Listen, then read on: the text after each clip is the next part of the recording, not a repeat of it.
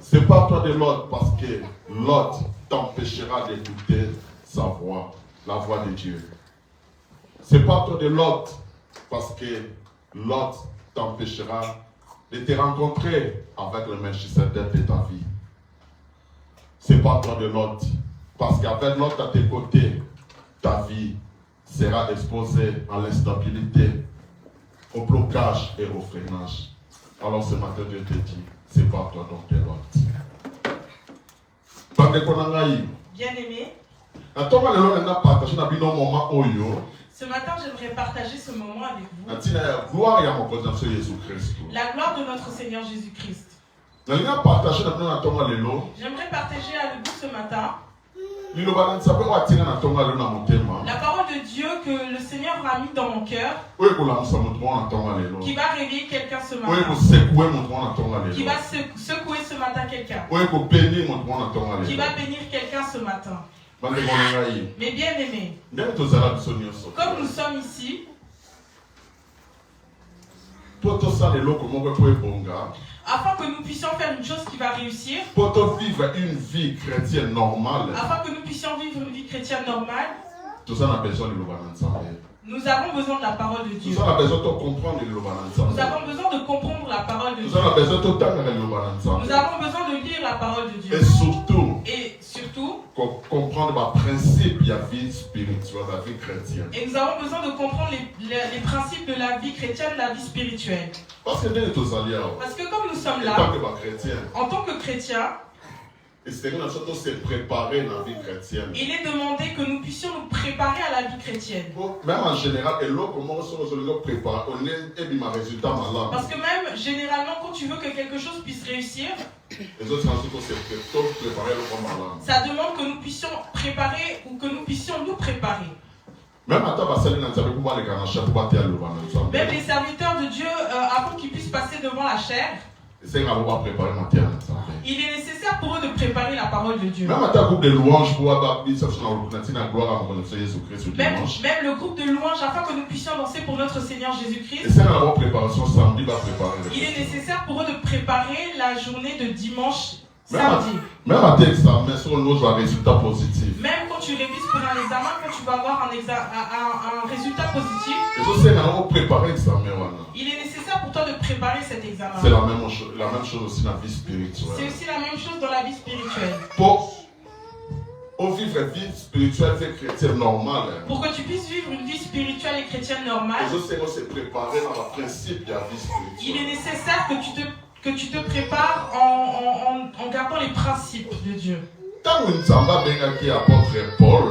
le Seigneur a appelé l'apôtre Paul, son nom d'abord c'était Saul. La Bible nous dit, Dieu, quand il a appelé l'apôtre Paul,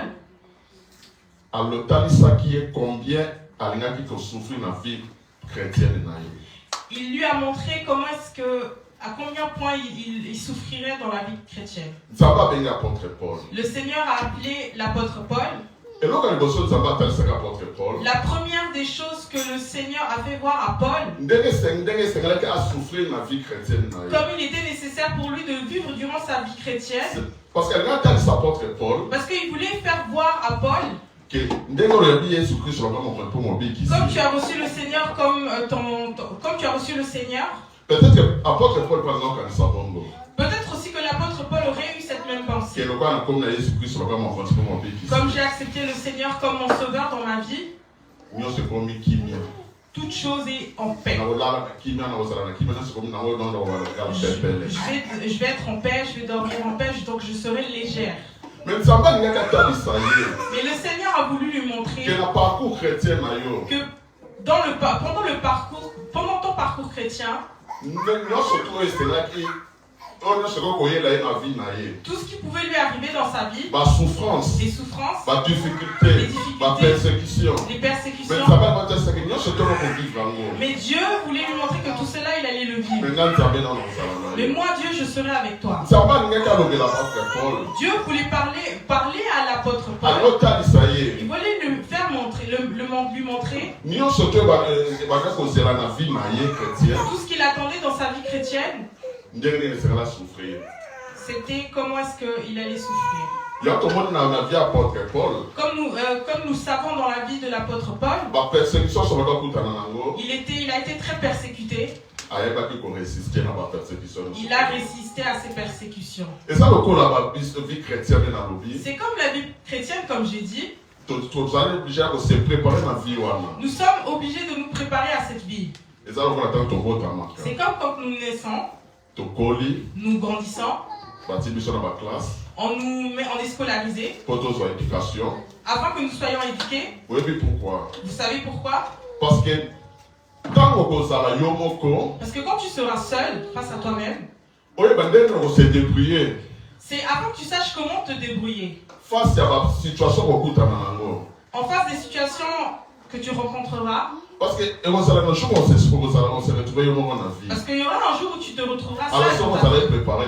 Et si tu n'étais pas préparé, mais bien aimé, tu vas souffrir. Parce que comme on dit en français, l'homme se mesure devant les obstacles. Amen. Alors, si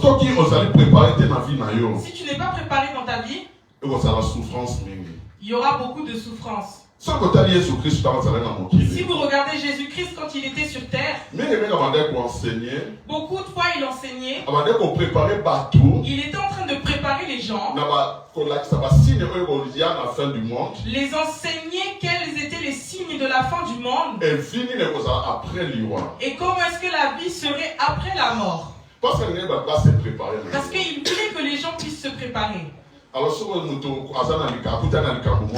Maintenant, si une personne rencontre une chose dans sa vie, même si tu lui prêches par toutes les façons, s'il n'est pas prêt, ça sera un désastre. Parce qu'il ne va pas comprendre ce qui lui arrive. Et il ne saura pas comment résister face à cette situation-là. Une fois, mes bien-aimés, j'ai prêché sur la foi dans la patience. Et il y avait une personne dans la Bible qui s'appelait Abraham. C'est vrai, je ne vais pas le répéter parce qu'on en a déjà parlé. Mais j'aimerais revenir à un point essentiel ce matin. Comment est-ce qu'une personne dans la foi et dans la patience comment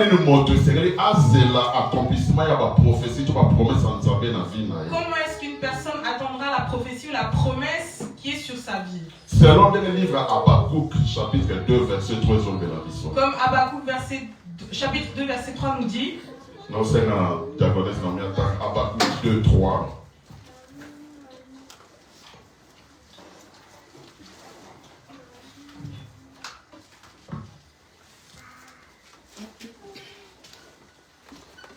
Livre Habakkuk, chapitre 2, verset 3.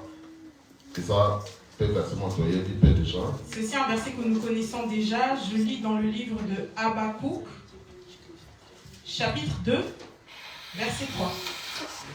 Je lis au nom de Jésus. Amen. Car c'est une prophétie dont le temps est déjà fixé. Elle marche vers son terme et elle ne mentira pas. Si elle tarde, attends-la. Car elle s'accomplira certainement.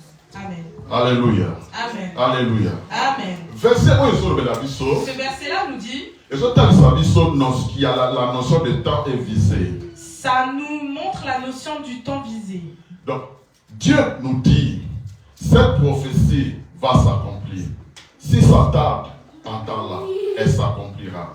Donc, et ça, déjà, ils ont l'acceptation que ça, déjà, un temps où nous sommes fixé. Ça nous montre déjà qu'il y a un temps que Dieu a fixé. Parce que notre Dieu ne parle pas en vain, mais bien aimé.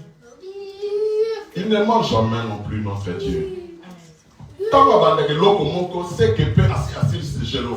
tu débutes une chose, c'est qu'il a déjà terminé cette chose. Il ne va pas dire une chose sans pour autant la terminer par la suite. Donc, quand il prend une personne pour l'utiliser, et il sait déjà ce qu'il va faire à travers de cette personne. Il connaît déjà les trajectoires par lesquelles cette personne passe. pas. Il est le Dieu qui donne la vision et la provision. Amen. Dans le verset là que nous avons lu dans Habakkuk, c'est la notion du temps. Donc Dieu dit que cette prophétie va s'accomplir. Elle s'accomplira si ça tarde en temps là. Et puis les choses et la Bible rajoute en nous disant, elle s'accomplira certainement. Amen. Donc que ça nous montre que ça est vraiment trop sérieux. C'est très sérieux. Que Dieu a fixé déjà un temps dans la vie de chacun de nous. Donc, tout ce qui sortira de la bouche de Dieu, et ça déjà un temps fixé. Il y a déjà un temps fixé pour ça. Mais bien aimé, ce matin, toutes les prophéties de Dieu, toutes les promesses de Dieu qu'il a fixées dans ta vie, elles vont s'accomplir. Dans 2 ans. Dans 2 ans. Dans 2 mois. Dans 2 mois. Dans 2 semaines. Dans 2 semaines. Dans 2 jours. Dans 2 jours. Dans 2 heures même. Dans 2 heures même. Elles vont s'accomplir toujours. Mais elles vont toujours s'accomplir. Alors, si ça tarde, attends-la. Amen. Donc, si on est sur la sabis, ok. Ceci là nous montre que il y a des prophéties ou des promesses de Dieu. Elles vont tarder afin qu'elles puissent s'accomplir dans nos vies. Parce que le Seigneur veut nous montrer qu'il y a une probabilité que il y a une probabilité que ces promesses ou ces prophéties elles vont prendre le temps pour s'accomplir dans nos vies. Mais que nous ne soyons pas dérangés par cela. Mais ce que j'aime dans ce verset, quand la Bible nous dit si ça tarde, attends-la. Parce que il y a besoin de que si ça tarde, la Bible ne nous dit pas si ça tarde, fais ça, fais ci. La Bible nous dit si ça tarde, attends-la. Toi seulement attends, elle s'accomplira. Quand il est nécessaire pour toi d'attendre, il est nécessaire que tu fasses appel à la patience. Parce que la Bible nous dit ne soyez pas troublés, que vos cœurs ne se troublent point. Bible dit que si ça tarde, attends-la. Toi attends seulement. Toi, commence déjà à glorifier Dieu. Commence déjà à glorifier Dieu.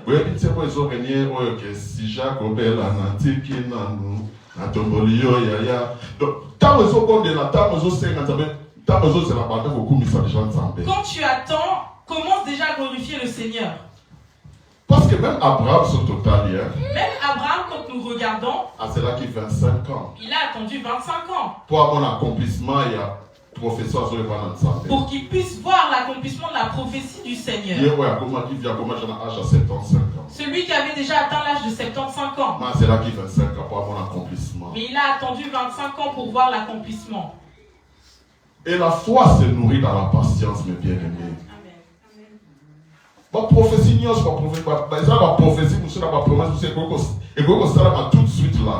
prophéties ou des promesses qui peuvent s'accomplir tout de suite. Mais ça veut dire que mais il y a aussi d'autres prophéties ou promesses qui prendront le temps de s'accomplir. Mais toi et la patience. Toi et la patience. Parce que patience n'est pour soutenir continuellement. Parce que c'est cette patience-là qui va soutenir ta foi. Peut-être c'est ça la raison que la prophétie, la promesse et c'est tardé dans la vie s'accomplir. Il y a peut-être des raisons qui font en sorte que les promesses ou les prophéties de Dieu s'attardent à s'accomplir dans nos vies. Oui, ça n'a pas raison vraiment. Oui, il peut y avoir de nombreuses raisons. Mais on ne peut pas limiter notre Dieu. Il est un Dieu multisystème. Mais je soutiendrai quand tu as 2 raisons. Mais je soutiens uniquement 2 raisons. Que l'Esprit m'a envoyé. Qui peut faire en sorte que les prophéties ou les promesses de Dieu ça tarde de s'accomplir dans nos vies. La première des raisons est Actes des Apôtres chapitre 1 verset 7. Nous le verrons dans Actes des Apôtres chapitre 7 verset chapitre 1 verset 7. Chapitre 1 verset 7. La volonté de Dieu. Il a sa propre autorité. C'est lui qui décidera que ma prophétie, ma promesse n'est tardée pour s'accomplir dans la vie de que ces prophéties ou ces promesses s'attardent à s'accomplir dans nos vies. Tout le monde a la vie à Jacob. Nous le verrons aussi dans la vie de Jacob. Parce que Jacob a salué moi à Isaac avant de connaître Esaü. Parce que Jacob est le fils d'Isaac. Isaac, il connaît Esaü. Son frère Ésaü, pardon. Et puis, quand Isaac a parlé de Jacob. Et quand Isaac a béni Jacob. Jacob a toujours souffrir. Jacob a continué de souffrir. Parce que Dieu attendait que le bon moment il y a Jacob. Que le bon moment de Jacob. Et le bon moment de Jacob est qui? Et le bon moment de Jacob est arrivé. Quand Jacob a nommé Jacob comme Israël. Et quand Jacob et le nom de Jacob s'est effacé, il est devenu Israël. C'est à ce moment-là que Jacob a pu vivre ma merveille, ma bénédiction, ma prophétie. C'est à ce moment-là que Jacob a commencé à vivre les prophéties et les merveilles de Dieu dans sa vie. Jacob a commis Israël. Il a changé de nom, il est devenu de Jacob, il est devenu Israël. Même son frère Ésaü qui voulait le tuer, il s'est rapproché devant Jacob. Il pensait qu'il s'est mis devant, il s'est rapproché de Jacob. Mais en réalité, il se retrouvait devant Israël. Et il était obligé de prendre le bâton de commandement, plutôt de se soumettre au bâton. Dieu peut tarder ses promesses, ses prophéties dans nos vies. Même si on prie pour toi, même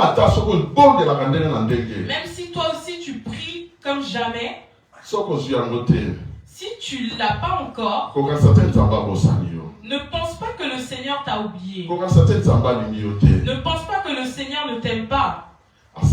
Il sait quand il peut accomplir ses promesses et ses prophéties dans ta vie. Il fait toutes choses selon sa volonté. Et ça, il n'y a personne qui lui dira oui, mais fais comme ça, mais pourquoi? Parce que quand il a créé ce monde-là, il n'y avait personne qui lui disait de faire ainsi. Ce que Dieu veut, et que le caractère de Jésus-Christ s'accomplit dans ma vie. Que le caractère de Jésus-Christ puisse s'accomplir dans nos vies. Mais c'est parce que l'homme est pressé en réalité. Parce que surtout dans cette vie maintenant, nous avons une vie de ping-pong, tic-au-tac. Aujourd'hui je sème, demain je veux récolter. Je demande aujourd'hui, je veux aussi recevoir. Je fais une action de grâce et j'aimerais aussi recevoir. Je fais des sacrifices aujourd'hui et je veux recevoir. Je suis monté dans les montagnes et aujourd'hui je veux recevoir. Je suis entré dans des retraites et aujourd'hui je veux recevoir. Nous voulons que ce que nous demandons aujourd'hui, nous puissions le recevoir aujourd'hui. L'homme n'a plus la patience. L'homme n'est plus patient devant Dieu. Et nous l'avons aussi déjà dit une fois. Si tu manques de la patience devant Dieu, tu donneras naissance à Ismaël. Alors que Dieu t'a promis Isaac. Et beaucoup d'entre nous vivent avec des Ismaël dans les vies. Beaucoup marchent avec des Ismaël. Parce qu'ils sont pressés devant Dieu. La deuxième raison, ma promesse, ma prophétie, c'est tardé pour s'accomplir dans ma vie, dans ma ministère, dans ma vie. Qui font en sorte que les promesses ou les prophéties de l'Éternel tardent dans nos ministères, dans nos vies. Vous savez c'est quoi? Le péché que nous commettons. Tout se fait pas selon la volonté de Dieu. Oui, c'est nos péchés. C'est nos péchés que nous commettons. Facteur majeur, où ils qu'on tarder, où ils qu'on empêcher, où ils qu'on freiner ma prophétie, toute ma promesse en Zambé et s'accomplir dans ma vie, dans la vie. C'est nos péchés qui tardent, qui freinent les promesses de Dieu, les prophéties de Dieu à s'accomplir dans nos vies. Tu vas autant la Bible sous tu vas faire la Bible version Ésaïe 59, 1 à 2. Nous allons ouvrir nos Bibles dans Ésaïe 59. 1 à 2. En fait, Ésaïe, verset où sur ce c'est déjà un verset que nous connaissons. Mais par contre, verset sur banana, non. Mais par contre, ce verset-là commence par non. N-O-N. Si comme on dirait, va poser ma question. On peut s'imaginer, on dirait qu'il y avait des gens qui ont posé à ce moment-là des questions. Non.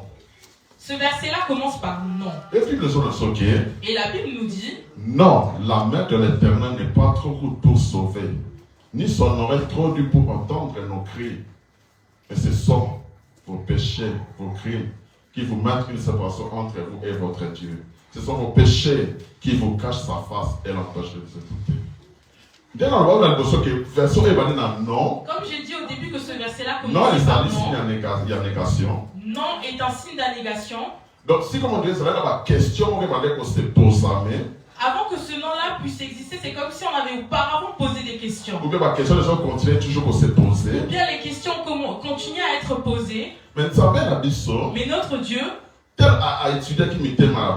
a tellement étudié les cœurs des gens. Il avait vu les pensées des gens. Parce qu'il est le Dieu qui sonde le cœur des hommes. Amen. Alors quand se poser des questions. Et quand il a vu que les gens se posaient des questions. Alors par contre, racine, la source originale de la question malheureusement la racine, les sources de ces questions-là ont persisté. On continue à persister dans les cœurs des gens. Ils n'ont pas réussi à extérioriser ces questions-là. Mais ils sont restés dans les cœurs. Ils se sont posés des questions. Mais Dieu, pourquoi? Pourquoi je fais mais il n'y a rien qui marche? Pourquoi je prie mais il n'y a rien qui fonctionne? Mais je fais comme ça mais rien ne marche. Est-ce que Dieu tu m'as oublié? Est-ce que Dieu tu me regardes pas? Est-ce que Dieu tu me connais pas? Parce qu'il y a d'autres gens qui du matin au soir mettront leurs mains sur leurs joues. Ils vont se poser des questions. Mais je fais des prières, je fais des retraites, des sacrifices, mais il n'y a rien qui marche. Est-ce que le Seigneur commence à choisir les visages qu'il va bénir? Est-ce qu'il commence à choisir les tribus qu'il bénira? Le Seigneur a vu les pensées des gens. Il a vu les questions que ces gens se posaient. Il a maintenant dit que maintenant je vais répondre au monde. C'est pour ça qu'il a commencé par dire non. La main de l'Éternel n'est pas trop courte pour sauver, ni l'oreille de Dieu trop courte et trop dure pour écouter nos cris, nos gémissements, nos pleurs. La Bible continue de nous dire que ce sont nos crimes, nos péchés qui nous mettent une séparation entre nous et notre Dieu. Ce sont nos péchés, nos crimes qui nous cachent de sa face, qui l'empêchent de nous écouter. C'est nos propres péchés que nous commettons. C'est comme des barrières qui sont mises en place, qui barrent les chemins, qui empêchent la main de Dieu de s'étendre sur nos vies, qui empêchent la main de Dieu de toucher nos vies. Tu peux recevoir la promesse de Dieu. Dieu peut te promettre des choses. Tu peux recevoir les prophéties, les promesses de Dieu. Mais tant que le péché régnera dans nos vies, tant que le péché restera à côté de nous, les bénédictions, les prophéties, les promesses de Dieu vont s'attarder pour s'accomplir dans nos vies. Parce que nos péchés vont créer un mur de Berlin entre nous et Dieu. Nos péchés vont empêcher les oreilles de Dieu d'entendre nos prières. Même si nous prions jamais, même si nous prions, même si nous faisons des sacrifices, mais tant que le péché sera avec nous, tant que le péché sera en train train de régner en nous, l'oreille de Dieu sera fermée, sera bouchée. Et si Dieu n'entend pas nos supplications, il y aura aussi des prières qui ne seront pas exaucées. Et nous continuons à rester des pécheurs. Et les promesses et prophéties de Dieu s'attarderont sur nos vies. Je vais donner un exemple, mes bien-aimés. Dieu a dit, je vais bénir une personne. Je vais bénir une personne dans 2 mois. Je vais lui donner un travail. Et après, il y a d'autres personnes qui seront bénies. Satan. La Bible même nous dit qu'un jour, le peuple de Dieu s'est réuni. Satan était là en train de rôder pour qu'il puisse entendre. La Bible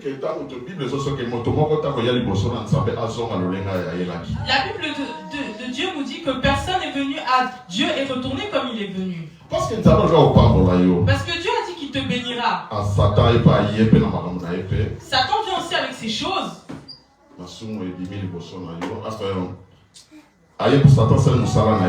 Satan vient pour faire son travail aussi. Et toi en tant que chrétien, tu donnes accès à ce péché. Et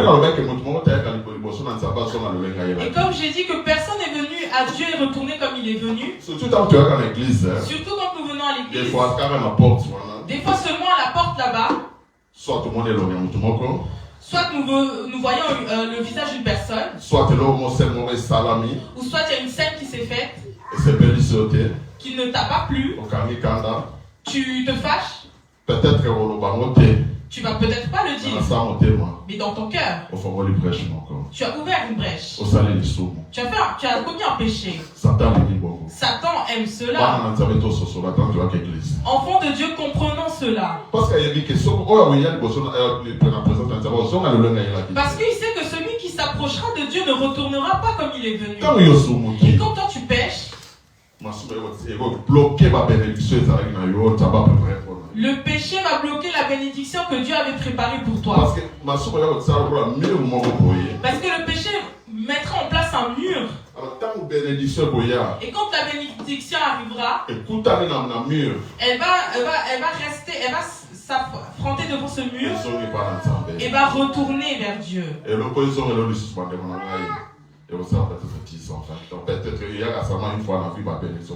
Et afin que cette bénédiction-là revienne, ça peut prendre un certain temps et aussi ne plus revenir.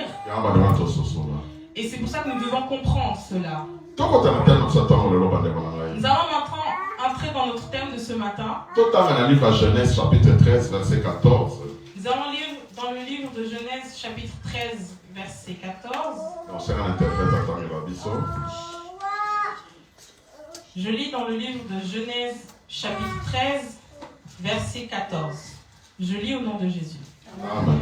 L'Éternel dit à Abraham, après que Lot se fut séparé de lui, lève les yeux et du lieu où tu es, regarde vers le nord et le midi, vers l'Orient et l'Occident. Amen. Amen. Amen. Amen. Quand Dieu a appelé Abraham, j'ai bien dit que quand Dieu a uniquement appelé Abraham, Dieu a dit à Abraham, il est nécessaire pour toi de quitter ton pays, le pays dans lequel tu as grandi, le pays de tes parents. Je t'enverrai loin. Tu iras loin. Tu iras au lieu où moi-même je te conduirai. Mais toi, Abraham, toi seulement quitte le pays de tes parents. Quitte le pays de tes frères et sœurs. Toi seulement pars. Va là où je te guiderai. C'est Dieu qui a dit à Abraham, qui a parlé à Abraham. Va là où je te montrerai. Et Abraham a quitté son pays. Mais là où il allait, il ne savait pas. Parce que c'est le Seigneur qui lui avait dit: toi, quitte seulement le pays de tes parents et je te montrerai l'endroit où tu iras. Abraham, qu'est-ce qu'il a fait? Il a écouté, il a exaucé, il a écouté la voix de l'Éternel. Il a quitté le pays. Mais il n'avait pas tout accompli ce dont Dieu lui avait dit. Abraham a eu pitié.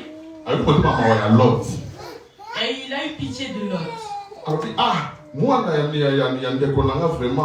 Il a dit vraiment l'enfant de mon frère. Mon neveu qui m'a été laissé parce que le papa est décédé. Que je parte et que je le laisse. Ça lui a fait mal au cœur. Il a dit non, je le laisse pas seul. J'irai avec Lot. Mais Dieu lui avait pourtant dit. Il lui a dit uniquement à Abraham. C'était toi, tu devais partir seul. Mais Abraham a emmené avec lui Lot. La Bible nous dit, au fur et à mesure que Lot et Abraham marchaient, parce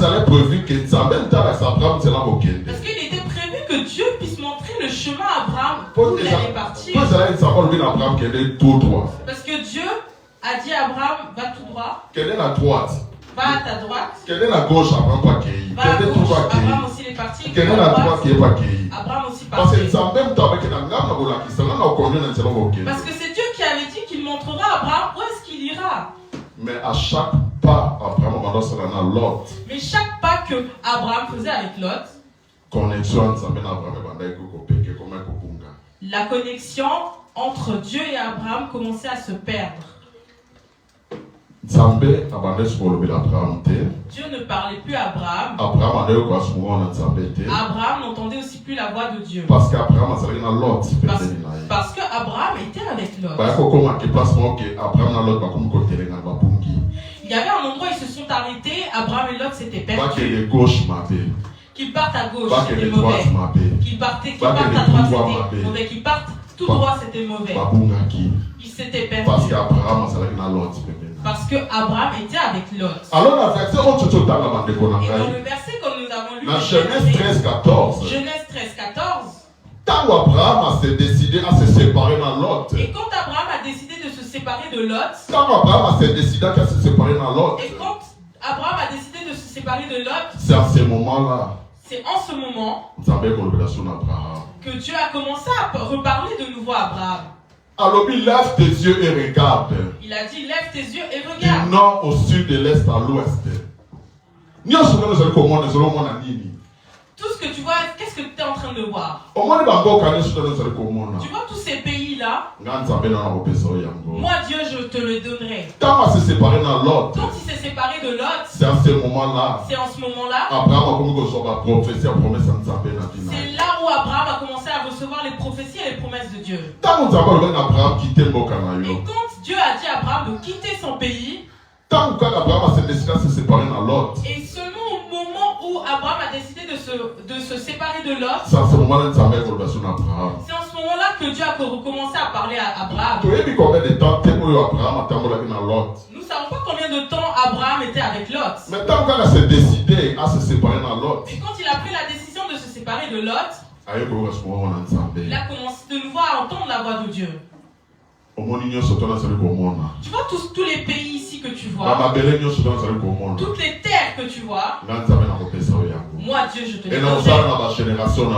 Et je ferai à travers des générations, de tes générations, par la terre que tu vois, par les terres que tu vois. C'est parce qu'il s'était séparé de Lot.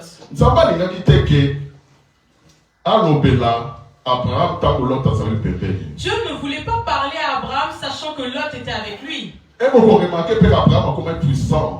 a remarqué que Abraham devenait puissant.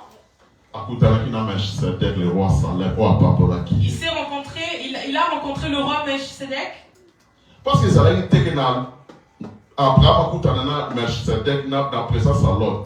C'était parce que en fait, Abraham ne pouvait pas rencontrer le roi Melchisedec en sachant qu'il était avec Lot. Parce qu'il n'était pas à Lot de rencontrer le roi Melchisedec. Mais c'était à Abraham de rencontrer le roi Salem. Avant que Abraham puisse rencontrer Melchisedec, afin que Abraham puisse voir les prophéties et les promesses de Dieu s'accomplir dans sa vie, il était nécessaire d'Abraham de se séparer de Lot. Mais bien aimé, Lot ici représente l'image du péché. Lot a aussi représenté l'image du péché. Lot représente l'image du péché. Au fur et à mesure que le péché est en nous, au fur et à mesure que le péché est à côté de nous, il sera très difficile d'entendre la voix de Dieu.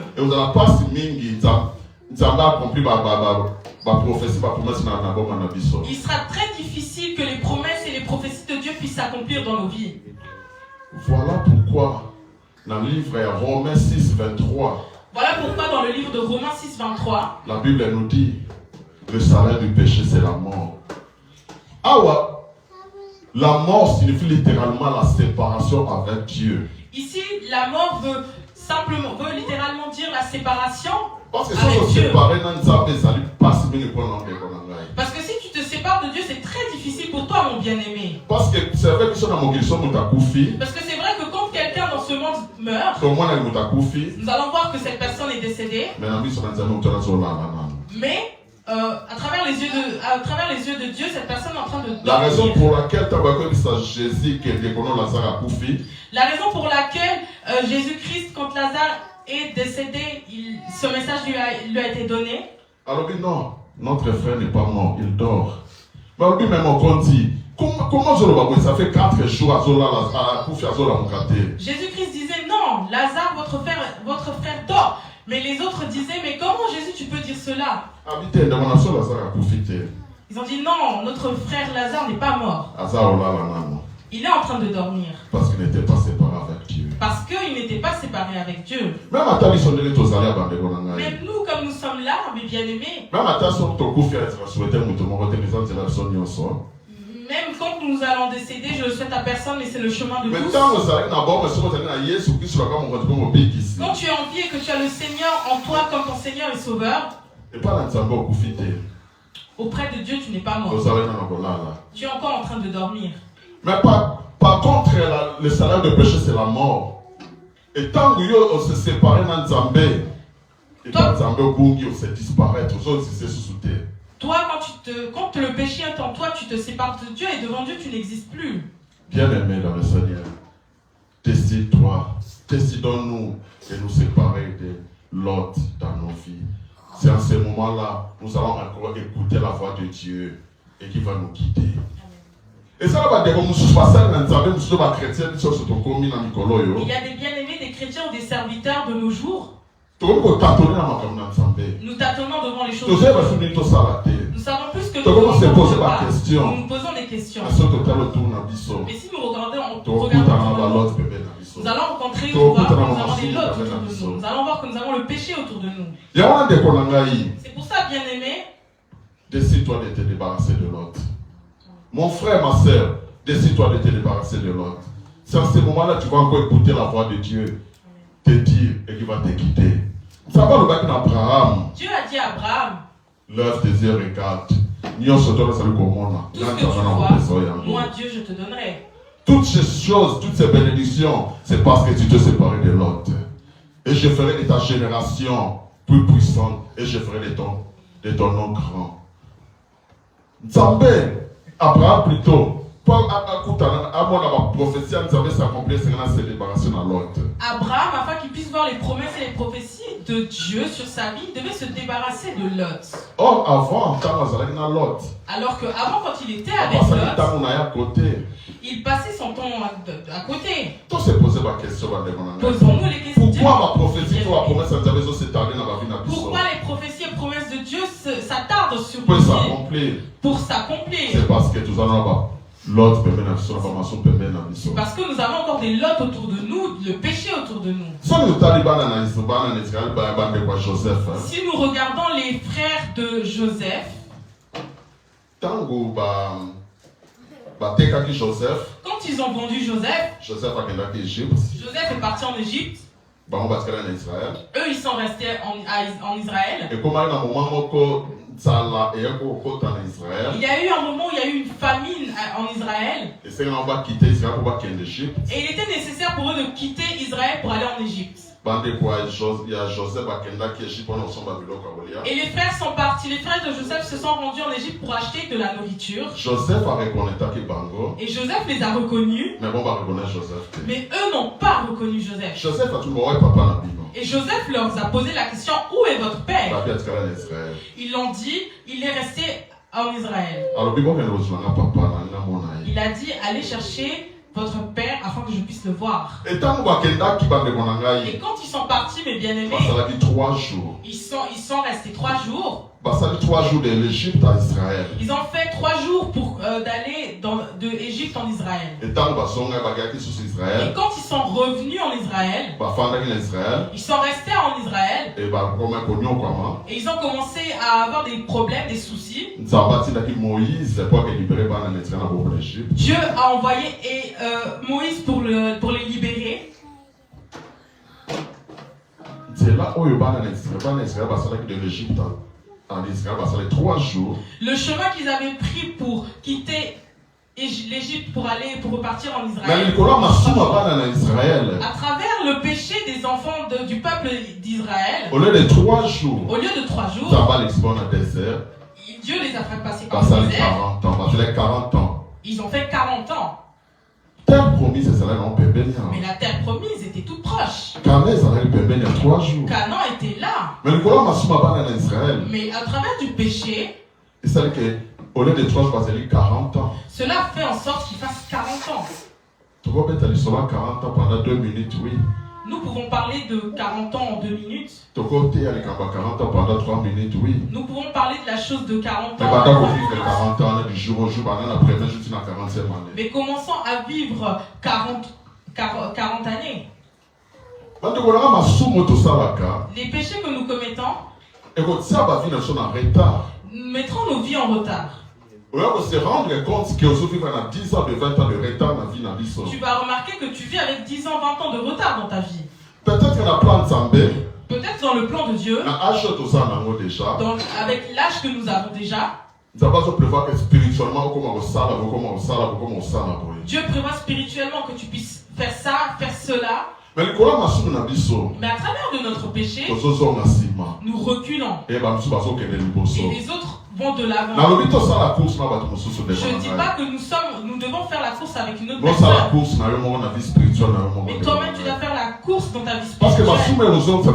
Parce que le péché fera que nous soyons bloqués. Peut-être dans le plan de Dieu, il était prévu qu'à 50 ans, que tu sois à 8. Mais par tes péchés, tu es à moins 40. Pour que tu puisses atteindre le chiffre 0, les autres sont déjà très loin. Le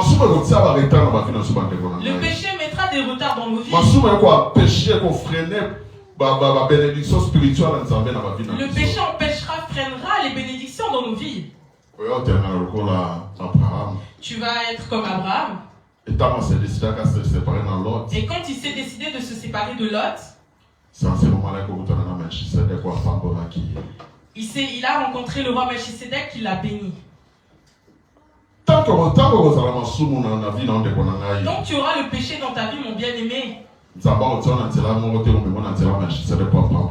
ne t'amènera pas par le chemin de Melchisedec pour qu'il puisse te bénir. Tu dois te décider à te séparer de Lot. Tu dois te décider de te séparer de Lot. C'est en ce moment-là, mon bien-aimé, que Dieu va t'amener par le chemin pour que tu puisses rencontrer le roi Melchisedec. Parce que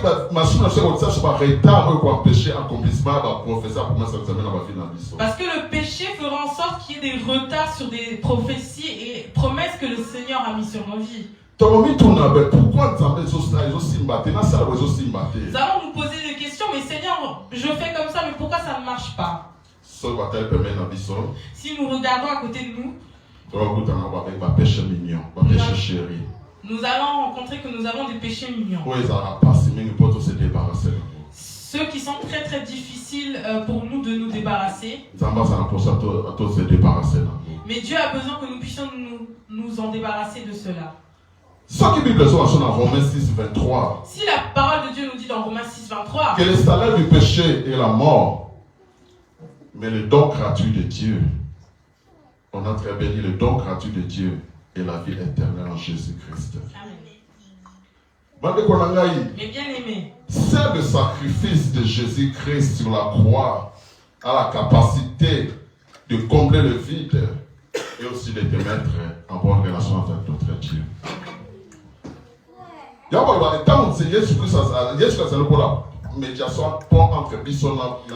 C'est pour ça que nous disons que Jésus-Christ est le médiateur, l'intermédiaire entre nous et Dieu. Parce que quand il était sur la terre,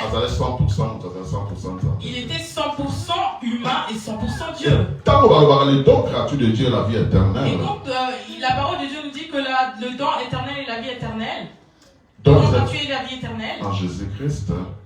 Le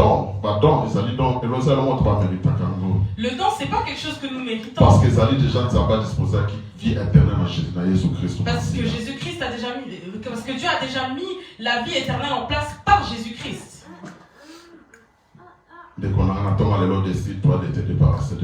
Mon bien-aimé, ce matin, décide-toi de te débarrasser de Lot. Tu rencontreras Melchisedec et il va te bénir. Qui va apporter la paix dans ta maison. Qui va apporter la stabilité dans ton ministère.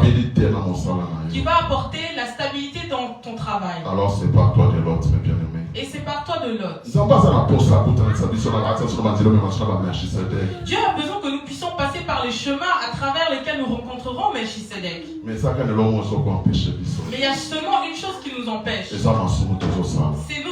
les péchés que nous commettons. Dieu a besoin de toi, bien-aimé. Il veut faire beaucoup de choses avec toi, mais tu dois d'abord te débarrasser de l'autre. Parce que ma soume quoi, péché, accomplissement, il n'y a pas prophétie, tu vas promettre sans savoir dans la vie. Le péché freinera l'accomplissement des promesses et des prophéties dans nos vies. Ma soume est freiner l'accomplissement par promesse ou par prophétie sans savoir dans la vie. Le péché freine l'accomplissement des prophéties et promesses dans nos vies. Au lieu de 3 jours, il y a 40 ans. Au lieu d'attendre 3 jours, tu vas attendre 40 ans. Nous ne savons pas ce qu'il allait arriver. Si Dieu avait dit à Abraham, quand Lot était encore en train de marcher avec Abraham, mais en réalité, Dieu voulait seulement parler à Abraham. Parce qu'il a seulement regardé la vie d'Abraham. C'est pour ça que mon bien-aimé, la vie est ta vie. Ta vie, elle n'est pas la vie d'une autre personne.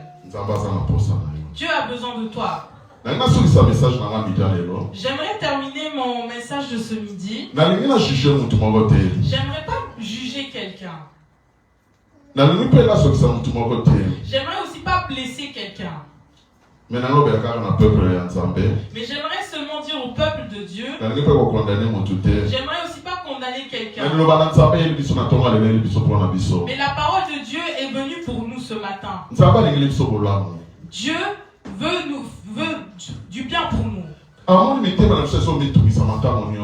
a vu que nos cœurs sont beaucoup tourmentés. Nous nous posons de multiples questions. Mais ce matin, il nous a parlé. Ce sont nos péchés. Ce sont nos péchés qui font en sorte que nous soyons déconnectés avec Dieu. Ce sont nos péchés qui font en sorte que nous soyons éloignés de Dieu. Ce sont nos péchés qui retardent les promesses et les prophéties dans nos vies. Il veut que nous soyons loin du péché. Il veut que nous puissions éviter le péché. Et le sacrifice que Jésus-Christ a accompli à la croix de Golgotha, le don gratuit de Dieu est disponible. Amen. C'est pour ça, bien aimé, ce matin, Débarrasse-toi sépare-toi de l'autre et tu verras les promesses de Dieu fleurir en toi. Débarrasse-toi de l'autre, bien-aimé, et tu vivras de bons moments que tu as loupés. Débarrasse-toi avec l'autre et tu verras le pluie de bonheur tomber dans ta vie. Débarrasse-toi de l'autre, bien-aimé, et tu verras un Melchisedec pointer devant toi et qui va te bénir. Que le Seigneur bénisse sa parole. Pour que louanges accompagner son